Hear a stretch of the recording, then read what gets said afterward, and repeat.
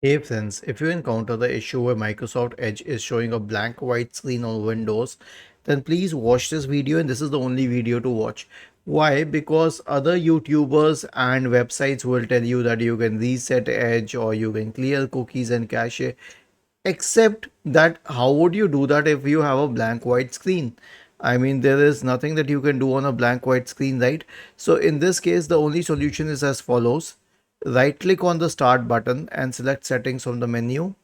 Now go to the apps tab on the list on the left hand side and select installed apps. Okay, let it load.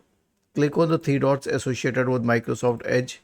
Select modify, select repair, and let it repair Microsoft Edge. It will need a while, but this is the only way. Why am I saying this? Why don't I say just reinstall it? Because it is not easy to uninstall Microsoft Edge. My Windows did not mean to get Microsoft Edge uninstalled at the first place. We can do it through a PowerShell command, but that's not how it is done. And even reinstalling it is not an easy task after that. And other than this, you can try one more solution. Go to the Windows Update tab and click on Check for Updates. Was this helpful?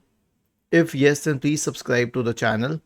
If not, then let us know in the comment section of the video on how we could help you further. Thank you for watching this video and have a nice day.